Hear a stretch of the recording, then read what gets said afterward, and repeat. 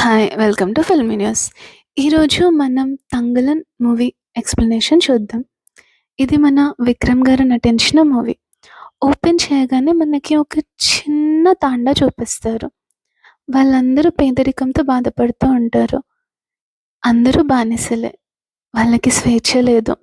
వాళ్ళందరూ జమీందారు దగ్గర ఊడిగం చేయాల్సిందే.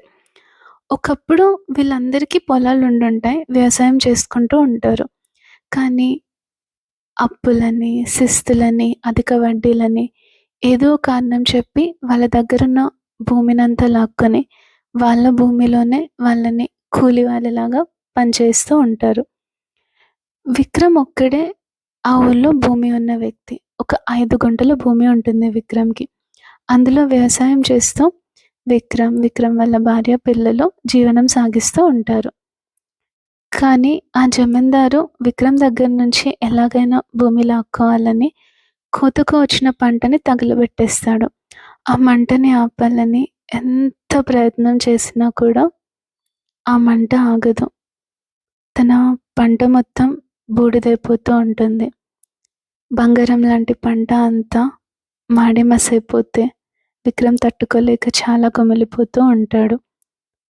అప్పుడే జమీందారు బ్రిటిష్ పోలీస్ వాళ్ళని తీసుకొనొచ్చి విక్రమ్‌కి చెప్తాడు. "నువ్వు ఈ భూమిలో వ్యవసాయం చేసినందుకు శిస్తు కట్టాలి. ఐదర్ డబ్బులు కట్టాలి లేదా ధాన్యం ఇవ్వాలి. అవి 2 ఇప్పుడు నువ్వు ఇవ్వలేవు కాబట్టి నీ భూమిని జప్తు చేసి నువ్వు ఆ బాకీ తీరేంత వరకు నీ 2 ఏళ్ల పిల్లాడితో సహా అందరూ మా దగ్గర ఊడిగం చేయాలి. వేరే ఎక్కడ పని చేసి ఆ డబ్బుతో అప్పు తీర్చడానికి వీల్లేదు. వేరే పని చేయలేవు. నీ భూమిలో నువ్వు వ్యవసాయము చేయలేవు. ఓన్లీ మా దగ్గరే ఊడిగం చేయాలి. అండ్ వీళ్ళు ఇచ్చే డబ్బులతో ఆ బాకీ తీర్చాలంటే విక్రమ్ పిల్లలు, వారి పిల్లలు కూడా వీళ్ళ దగ్గర ఊడిగం చేయాల్సిందే." అంటే అందరూ ఊరివాళ్ళలాగానే విక్రమ్‌ని కూడా తన దగ్గర బానిసలాగా చేసుకున్నాడు. యాక్చువల్‌గా విక్రమ్ వాళ్ళ ఫ్యామిలీకి, ఈ ఊర్లో వాళ్ళందరికీ భూములు ఎలా వచ్చాయనేది ఒక చిన్న ఫ్లాష్‌బ్యాక్ చూపిస్తారు. విక్రమ్ అంటే తంగలన్ వాళ్ళ ముత్తాత. తంగలన్ వాళ్ళ ముత్తాత ఇంకా వారి పరివారం అంతా నదిలో బంగారాన్ని వెతికే పని చేస్తూ ఉంటారు. నదిలో ఉన్న బంగారాన్ని వెలికి తీయడం చాలా కష్టం. ఎంతో సూక్ష్మమైన చూపు, ఏదైనా చిన్న సౌండ్‌ని వినగల సామర్థ్యం, భూమాత ఆశీర్వాదం అన్నీ కావాల్సిందే. నదిలో పారే మట్టిని జల్లెడ పడితే, ఎంతో మట్టిని జల్లెడ పడితే ఒక్క రవ్వంత బంగారం మాత్రమే వస్తుంది. అది భూమాత ఆశీర్వాదంతో ఇచ్చే బంగారం అని వాళ్ళు ఫీల్ అవుతూ ఉంటారు. అప్పుడు వాళ్ళ దగ్గరికి ఒక రాజు పెద్ద సైన్యంతో వస్తారు. ఆ రాజు ఒక రాజ్యాన్ని గెలిచి యుద్ధం అయిపోయిన తర్వాత తిరిగి తన రాజ్యంలోని రాజధానికి వెళ్తూ ఉంటాడు. అప్పుడు ఈ బంగారాన్ని జల్లెడ పట్టే గుంపుని చూసి వాళ్ళని బంధించమని సైనికుల్ని ఆదేశిస్తారు. వాళ్ళ దగ్గరికి వచ్చిన సైనికులని విక్రమ్ ఎంతో పౌరుషంతో, వీరోచితంగా యుద్ధం చేసి చంపేసి రాజు దగ్గరకొచ్చి, "రాజా, ఇది భూమాత ఆశీర్వాదం. దీన్ని అవసరాలకి సరిపోయేంత మాత్రమే తీసుకోవాలి. దీన్ని ఎక్కువ ఇవ్వలేము. ఇదెంతో కష్టం" అంటే రాజు వాళ్ళ సైన్యానికి ఆదేశిస్తాడు. "మీరే పట్టండి వీళ్ళతోని కాకపోతే" అని. సైన్యం ఎంత కష్టపడినా ఒక్క రవ్వ బంగారం కూడా దొరకదు. అప్పుడే రాజు సైన్యంలో ఉన్న ఒక బ్రాహ్మణుడికి ఒక నెమలి కనిపిస్తూ ఉంటుంది. ఆ నెమలి వెంట వెళ్తే ఒక ఏనుగు ఆకారంలో ఉండే కొండ వెనకాల ఎంతో పెద్ద బంగారం కనిపిస్తూ ఉంటుంది. ఆ బంగారం కొండ తళతళ మెరిసిపోతూ ఉంటుంది. ప్రపంచంలో ఉన్న బంగారం అంతా అక్కడే ఉందేమో అన్న ఫీలింగ్ కనిపిస్తుంది. అది చూడగానే రాజుకి ఆశ కలుగుతుంది. రాజు తన సైన్యాన్ని ఆదేశిస్తాడు. అప్పుడు తంగలన్ వాళ్ళ ముత్తాత వాళ్ళని వద్దు అంటాడు. "రాజా, భూమిలో బంగారం దేవుడి సొంతం. అది ఎవరు తీసుకోకూడదు. భూమాత ఆశీర్వాదంతో ఇచ్చే బంగారం కొద్దిగా నీళ్ళలో కలుస్తుంది. అది మాత్రమే తీసుకోవాలి. మీ కంటికి కనిపించేదంతా మాయ అని చెప్తాడు. అయినా రాజు వినకుండా తన సైన్యాన్ని కొంతమందిని పంపిస్తారు. వాళ్ళందరూ పాము కాటుకు బలవుతారు. ఇంకొంతమందిని పంపిస్తారు. అప్పుడు నాగజాతి వారసులైన కొంతమంది ఆటవికులు వాళ్ళ సైన్యాన్నంతా చంపేస్తారు. ఎంతమంది పంపించినా అంతమందిని ఓడిస్తారు.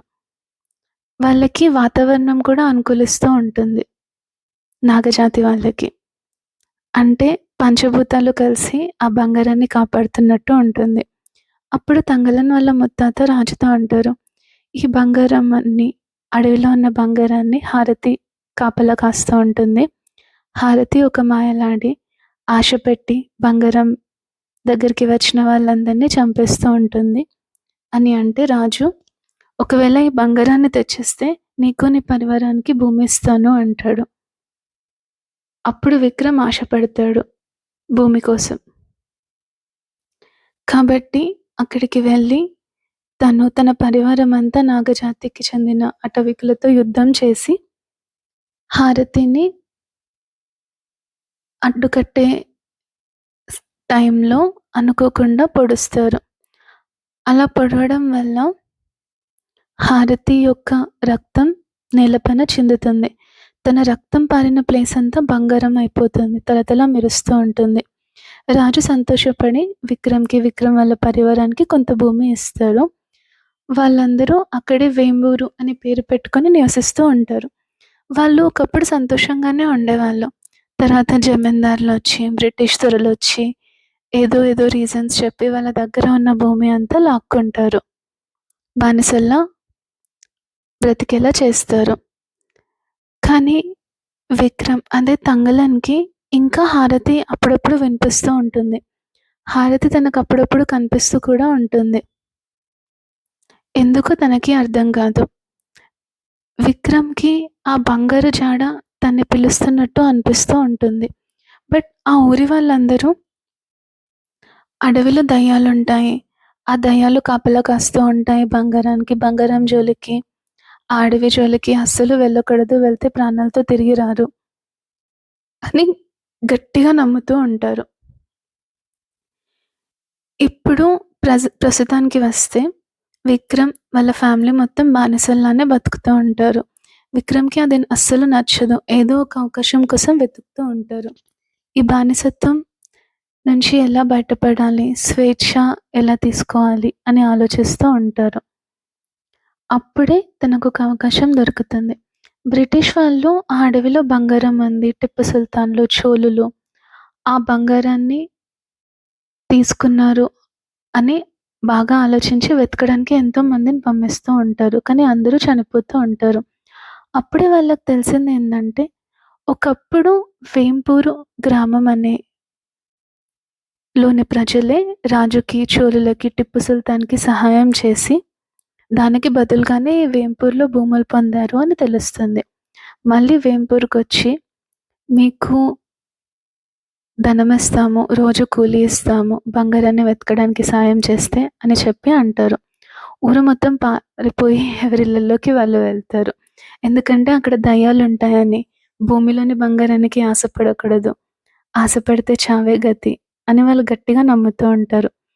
కానీ తంగలన్ మాత్రం ఆ బంగారాన్ని తీసుకోవాలని అనుకుంటారు. ఎందుకంటే బంగారం మీద ఆశ కాదు. ఆ బంగారం వల్ల తనకి స్వేచ్ఛ లభిస్తుంది. తన ఊరి వాళ్ళకి మంచి జరుగుతుంది. తనకు, తన కుటుంబానికి స్వేచ్ఛ దొరుకుతుంది. అదే అన్నిటికంటే ముఖ్యమైనది.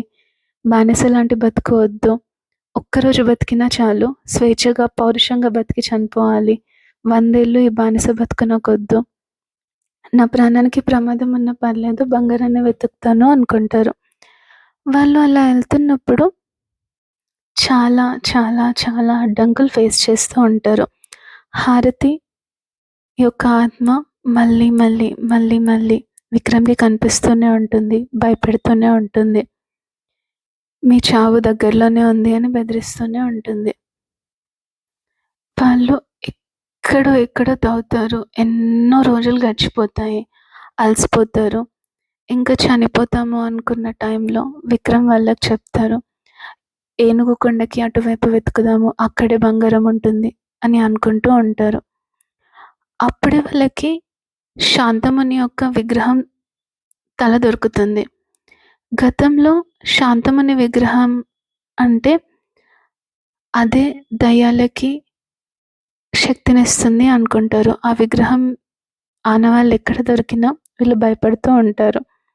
తల దొరికినప్పుడు విక్రమ్ అంటాడు, "ఈ శాంతముని యొక్క విగ్రహమే మనకి దారి చూపిస్తుంది" అని. సో, వాళ్ళు ఆ ఏనుగు కొండకి అవతలి వైపుకెళ్తారు. ఎక్కడైతే తంగలన్ యొక్క ముత్తాత పెద్ద యుద్ధం చేసి హారతిని చంపేస్తారో అక్కడికి. అక్కడికి వెళ్ళంగానే మళ్ళీ పంచభూతాలన్నీ కలిసి వాళ్ళని ఆపుతున్నట్టు విపరీతమైన గాలి, నాగజాతికి సంబంధించినటువంటి ఆటవికులు వాళ్ళ మీద అటాక్ చేస్తూనే ఉంటారు. వాళ్ళందరినీ ఇంగ్లీష్ వాళ్ళు, వీళ్ళు కలిసి యుద్ధం చేసి ఎలాగోలాగా ఆపుతారు. వీళ్ళతో యుద్ధం చేయలేక నాగజాతి ప్రజలు ఇంకా కారడవిలోకి పారిపోతారు. అప్పుడు వీళ్ళకి ఆ శాంతముని విగ్రహం కూడా దొరుకుతుంది. దాని దగ్గర కొంచెం బంగారం దొరుకుతుంది మట్టిలో. అప్పుడు ఆ యుద్ధంలో బ్రిటిష్ దొర వాళ్ళ కొడుకు కూడా చనిపోతారు. ఆ బ్రిటిష్ దొర చాలా ఫీల్ అవుతాడు. అప్పటికి బంగారం తనకి చాలా ముఖ్యం కాబట్టి, నా కొడుకుని తీసుకొని నాకు బంగారంగా ఇచ్చారు అని చెప్పి అనుకొని విక్రమ్ దగ్గరకొచ్చి, "నువ్వు వెళ్ళి బంగారం తవ్వడానికి కూలి వాళ్ళని తీసుకురా. నీకు దానిలో భాగమిస్తాను. అన్నిటికంటే ముఖ్యంగా రెస్పెక్ట్ ఇస్తాను." రెస్పెక్ట్ ప్రతి మనిషి కోరుకునేది అదే. తనకంటూ గౌరవం దక్కాలి అని. బ్రిటిష్ దొర తన బట్టలు, తనకున్న ఎక్స్‌ట్రా పెయిర్ యొక్క బట్టలు ఇచ్చి విక్రమ్‌ని అది వేసుకోమని ఒక తుపాకీ ఇచ్చి, కొంత ధనం ఇచ్చి వెంబూరు గ్రామానికి పంపిస్తాడు. విక్రమ్ వెంబూరుకొచ్చి తన ఫ్యామిలీని బానిసత్వం నుండి డబ్బులు కట్టి విడిపించేస్తాడు. ఆ తర్వాత అందరికీ చెప్తారు, బ్రిటిష్ దొర చెప్పాడు అక్కడికెళ్ళి, మనం బంగారాన్ని తవ్వి తీస్తే అందులో మనకు కొంత భాగాన్ని ఇస్తానని, ఇంకా కూలి కూడా ఇస్తా అని. దాంతో మీ అందరూ కూడా మీ కుటుంబాన్ని విడిపించుకోవచ్చు. మీ జప్తు చేయబడిన మీ భూములు మళ్ళీ తిరిగి సంపాదించవచ్చు. అన్నిటికంటే ముఖ్యంగా స్వేచ్ఛ, గౌరవం దొరుకుతుంది అని ఆశపడతాడు. కానీ ఊర్లో వాళ్ళందరూ దానికి వెంటనే ఒప్పుకోరు. ఎందుకంటే అక్కడ దయ్యాలుంటాయని భయపడుతూ ఉంటారు. అప్పుడు విక్రమ్ ఒక మాట అంటారు, "ఇలా బానిసత్వంలో బతికి రోజు చచ్చే కంటే అక్కడికెళ్ళి ఏదైనా ప్రమాదం జరిగితే కనీసం గౌరవంగా చనిపోతాం. మనకన్నిటికంటే ముఖ్యంగా గౌరవం దొరుకుతుంది" అంటాడు. ఊరంతా నమ్మి అక్కడికొస్తారు. అప్పుడు అక్కడ విక్రమ్ కొడుకుని ఎండలో కట్టేసి పెడతారు. విక్రమ్ చాలా ఏడుస్తాడు. విక్రమ్ "ఏమైంది? ఏమైంది? ఏమైంది?" అని అడుగుతూ ఉంటే అప్పుడు చెప్తారు, "మీరు వెళ్ళగానే చాలా మారిపోయింది. ఆ బ్రిటిషర్లతో పాటు చాలా బ్రిటిష్ సైనికులొచ్చారు. ఇక్కడ మళ్ళీ మనల్ని బానిసల్లాగే చూస్తున్నారు. ఆ నాగజాతికి చెందిన అటవికుల్ని వెతికి వెతికి చంపారు. ఇంకొంతమంది ఇంకా కారడవిలోకి పారిపోయారు. చిన్న, పెద్ద తేడా లేకుండా పిల్లల్ని కూడా తుపాకీతో కాల్చి చంపేశారు. మళ్ళీ మనల్ని ఇక్కడ బానిసలుగా చూస్తున్నారు" అని అనగానే విక్రమ్ చాలా బాధపడతాడు.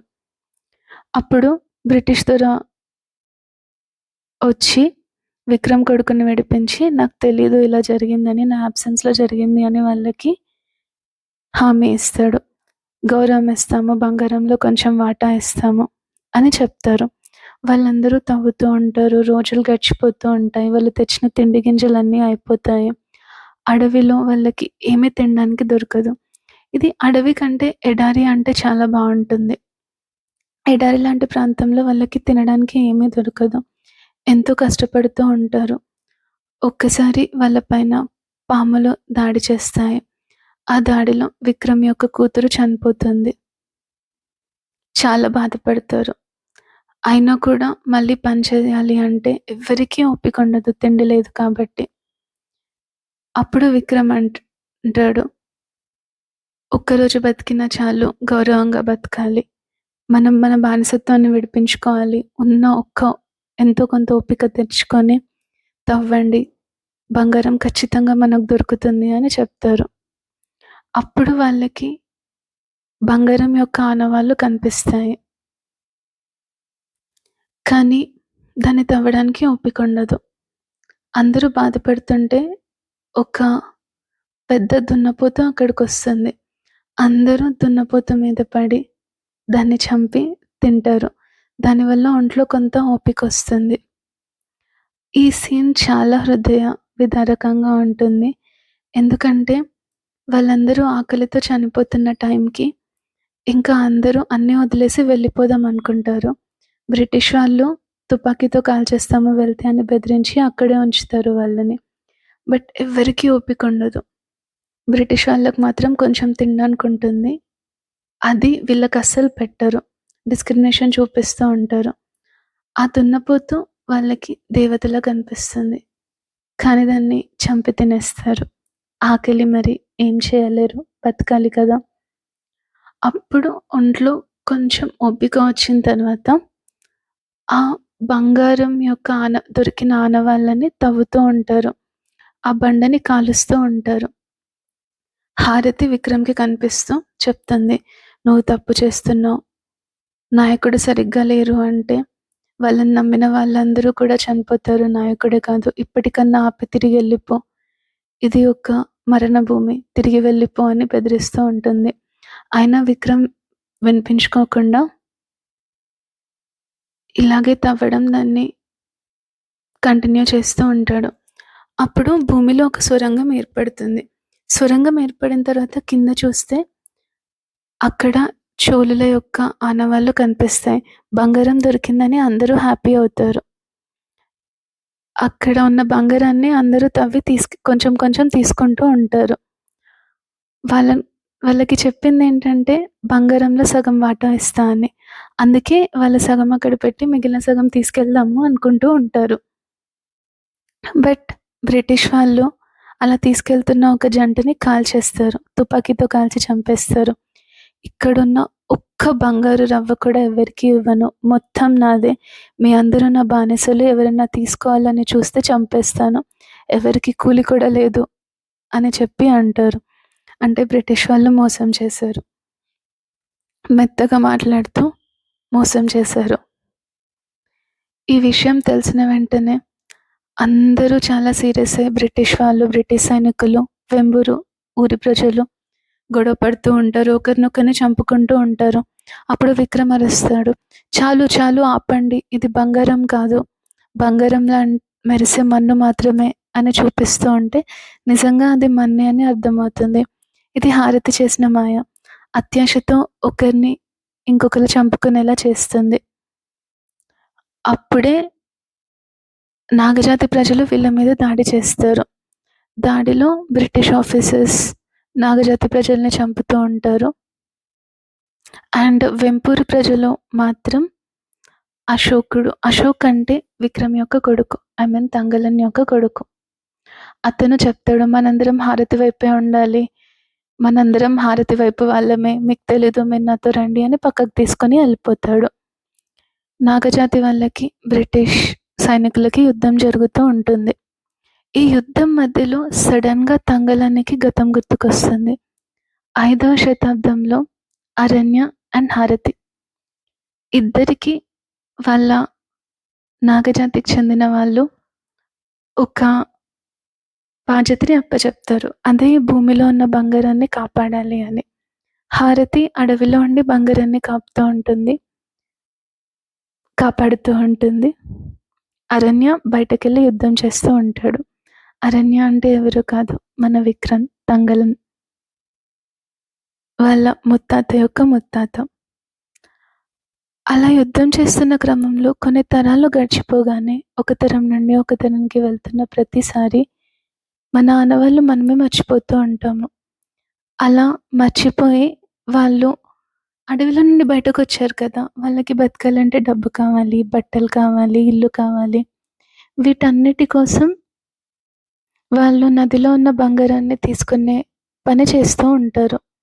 అలా వాళ్ళు నాగజాతికి చెందిన ప్రజలని కొన్ని శతాబ్దాల తర్వాత వాళ్ళు మర్చిపోతారు. ఎప్పుడైతే భూమి ఇస్తా అని రాజు మాటిచ్చాడో, దానికి ఆశపడి తంగలన్ వాళ్ళ తాత హారతిని చంపేసి ఆ బంగారాన్ని రాజుకిస్తాడు. అలానే వాళ్ళ వంశానికి చెందిన చాలామంది టిప్పు సుల్తాన్‌కి, చోళులకి తన ఆనవాళ్ళు మర్చిపోయి బంగారాన్ని వెతకడంలో సాయం చేసి, తన ఉనికికి తనే ద్రోహం చేసుకుంటూ ఉంటాడు.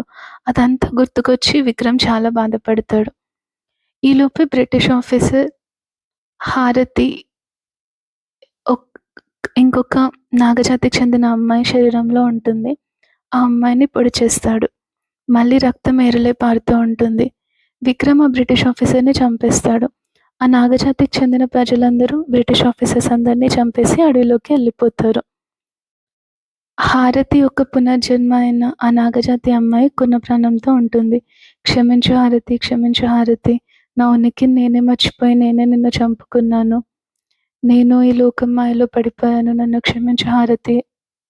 కానీ నా పరివారానికి, మా ఊరి వాళ్ళకి ఈ కొంత బంగారంతోనే స్వేచ్ఛ దొరుకుతుంది. మన వనరుల్ని మనం కాపాడుకోవడం ఎంత ముఖ్యమో, ఆ వనరుల్ని మన వాళ్ళకి ఉపయోగపడేలా చేయడం కూడా అంతే ముఖ్యం. అవసరానికి సరిపడే అంత బంగారం తీసుకొని, మా వాళ్ళని బానిసత్వం నుంచి విడిపిస్తాను. నాకొక్క అవకాశమివ్వు హారతి అని బతిమిలాడతాడు. సరే, దీంతో నీ అవసరాలు తీరుతాయి అని అనుకుంటే వెళ్ళు అని తన రక్తం పారుతున్న డైరెక్షన్ చూపిస్తుంది. అక్కడికెళ్తే ఒక పెద్ద సొరంగంలో పడతాడు. అక్కడ ఎంతో బంగారం ఉంటుంది. కానీ వాళ్ళని బానిసత్వంలో నుంచి బయటకి రావడానికి సరిపోయేంత బంగారాన్ని మాత్రమే తంగలం తీసుకొని బయటకొచ్చి ఊరి వాళ్ళందరికీ చూపిస్తాడు. అందరూ సంతోషపడతారు. దీంతో వాళ్ళ బానిసత్వం పోతుంది అని అనుకుంటారు. ఈ మూవీ నిజంగా చాలా బావుంది. కానీ ఇది చూడాలంటే ఓపిక కావాలి. అర్థం చేసుకునే గుణం కావాలి. మీకు ఆ ఓపిక ఉందంటే ఖచ్చితంగా ఈ మూవీ చూడండి. Thank you. Signing off.